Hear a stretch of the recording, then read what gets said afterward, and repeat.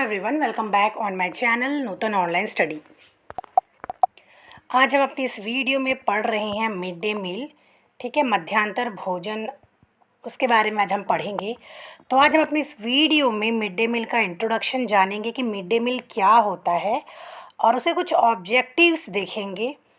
ठीक है, और यहाँ पे देखिए मेरिट्स देखेंगे कि उसके क्या क्या मेरिट्स होते हैं, क्या क्या उसके एडवांटेजेस होते हैं, बेनिफिट्स क्या क्या होते हैं, और डिमेरिट्स भी देखेंगे यानी डिसएडवांटेजेस, हार्म क्या क्या होते हैं मिड डे मील की। अगर आपको इसका पीडीएफ चाहिए तो आप मुझे कमेंट सेक्शन में कमेंट करें, आपको इसका पीडीएफ भी मिल जाएगा। ठीक है, और दूसरी बात, मेरे चैनल को ज़्यादा से ज़्यादा लाइक शेयर सब्सक्राइब करना बिल्कुल भी मत भूलिएगा, क्योंकि मेरे इस चैनल पे आपको बीएड से रिलेटेड सारी वीडियोस मिलेंगे एज वेल एज आपको पीडीएफ भी मिलेंगे।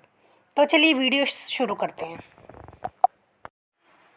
तो ठीक है, हम लोग देख लेते हैं बेनिफिट्स एडवांटेजेस क्या होते हैं मिड डे मील के। तो 11th पॉइंट देख लेते हैं, फॉर्मेशन ऑफ गुड हैबिट्स। तो जो मिड डे मील है इसमें इनकॉर्पोरेट की आपसी सहयोग की इसमें भावना पैदा होती है। बच्चे होते हैं वो हाथ धोना, खाने के बाद, खाने के पहले हाथ धोना और क्यू में बैठना सीखते हैं। ठीक है, और साथ ही साथ उनके अंदर लव, रिस्पेक्ट और हम्बल की भी भावना पैदा होती है। 12th देख लेते हैं, रिड्यूस वेस्टेज एंड स्टैग्नेशन। तो मिड डे मील में बैलेंस डाइट, न्यूट्रिशियस डाइट का बहुत अच्छे से ख्याल रखा जाता है, जहाँ पे ये ख्याल रखा जाता है कि जो पल्सेस है उसकी क्वांटिटी इंक्रीज़ हुई है, जैसे 25 से 30 ग्राम, वेजिटेबल 65 से 75 ग्राम, और ऑयल और फैट जो है उसका जो क्वांटिटी है उसको डिक्रीज़ किया गया है 10 ग्राम से लेकर 7.5 ग्राम। इस तरीके से वहाँ पे कोशिश की जाती है कि बच्चों को हेल्दी फूड दिया जाए।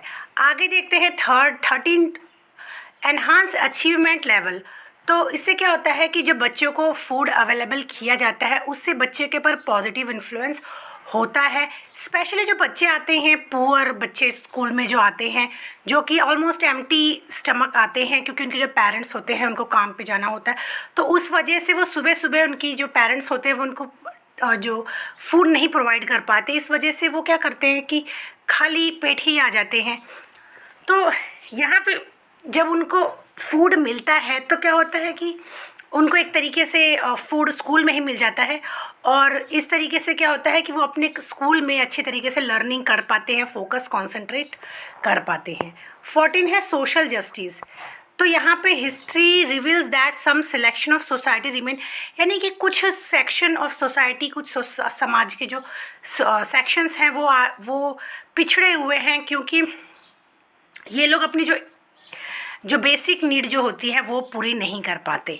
ठीक है, और जो मिड डे मील है वो क्या करते हैं, यहाँ पे बेसिक नीड बच्चों को प्रोवाइड करते हैं, जिसमें क्या होता है कि सभी बच्चों को, कोई भी कास्ट के हो, कोई भी रिलीजन के, सभी बच्चों को एक साथ एक ही छत के नीचे खाना मिलता है।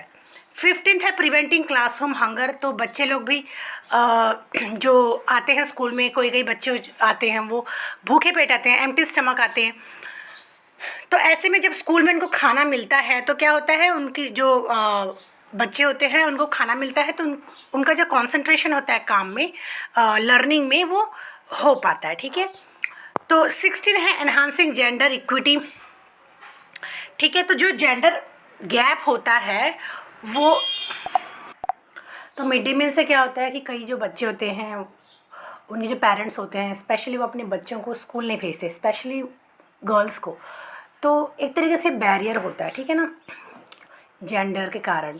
लेकिन इसके कारण क्या होता है, मिड डे मील के कारण पेरेंट्स भी गर्ल्स को स्कूल भेज देते हैं। ठीक है, और यहाँ पे देखिए जो मिड डे मील है वो क्या होता है, एक वुमेंस के लिए भी एक रोज़गार का एक अच्छा तरीका होता है, क्योंकि वहाँ पे स्पेशली जो स्कूल्स में मिड डे मील में जो लोग वर्क करते हैं, खाना बनाते हैं, वो ज़्यादा करके फीमेल्स ही होती है। ठीक है, आगे देखते हैं प्रॉब्लम्स क्या होते हैं इसके। सबसे मेन प्रॉब्लम तो होता है कि फूड अनहाइजीनिक होता है। ठीक है ना, वहाँ पे क्या होता है कि unhygienic main stress of the midday meal program is to provide food, but least concern is on the quantity of food quality of food and the cleaning up of the area with the food be served, यानी कि खाना unhygienic होता है, साथ ही में जहाँ पे food सर्व किया जाता है वो एरिया भी क्लीन नहीं होता है, तो इसके कारण कई सारे जो डिसीज़ेस का खतरा होता है, इन्फेक्शंस का खतरा होता है। Environment of teacher effective function of midday meal required dedicated involvement of teaching staff. A good teacher informally take responsibility for better functioning in midday. For example, how food is cooked, how food is how equal, मतलब कि ये जो teacher होती है उसकी responsibility होती है कि इसका पूरा जायज़ा लेना कि मिड डे मील के में जो फूड है वो कैसे दी जा रही है, क्वांटिटी कैसी है, क्वालिटी बराबर है या नहीं। लेकिन अफसोस की बात क्या है कि बहुत ही कम टीचर होती है जो कि इन सब चीज़ों में इन्वॉल्व होती है, ठीक है। थर्ड है ड्रिंकिंग प्रॉब्लम, तो जो पानी भी जो यूज़ किया जाता है खाने के लिए वो भी प्योर नहीं होता है, वो भी क्या होता है मतलब अनहाइजीनिक होता है, और लीकेज की प्रॉब्लम, पोल्यूशन की प्रॉब्लम, इन सब के कारण बच्चों के हेल्थ पे अफेक्ट पड़ सकता है। इनएडिक्वेट सप्लाई ऑफ फूड ग्रेन, ठीक है। तो कई जो करप्ट सिस्टम के कारण क्या होता है, ज़्यादा फूड ग्रेन बच्चों के स्कूल तक पहुंच ही नहीं पाता है।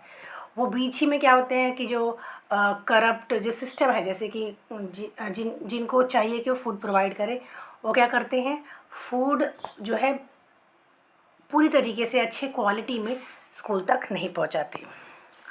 बर्डन ऑन टीचर्स, तो जो टीचर्स होती है वो पहले ही बहुत सारी चीज़ों को लेकर उनको स्ट्रेस रहता है, जैसे कि इलेक्शंस को लेकर, साथ ही preparation of roads, maintaining record, यानी बहुत सारे काम टीचर्स को होते हैं। तो साथ ही मिड डे मील जो ये भी एक योजना है, तो इस पर टीचर का ध्यान नहीं रह पाता कि मतलब वहाँ पे भी टीचर का फ़र्ज़ बनता है कि उसकी जो क्वालिटी चेक करे और हर चीज़ चेक करे। लेकिन टीचर का क्या है कि टीचर को और भी बहुत सारी रिस्पॉन्सिबिलिटीज़ होती है, जिसके चलते वो लोग ये रिस्पॉन्सिबिलिटी को अवॉइड करते हैं। सिक्स्थ है quality and quantity of meal, तो क्या होता है कि जो वहाँ पे फूड की जो क्वांटिटी होती है, क्वालिटी होती है, वो बराबर मेंटेन नहीं होती है, ठीक है।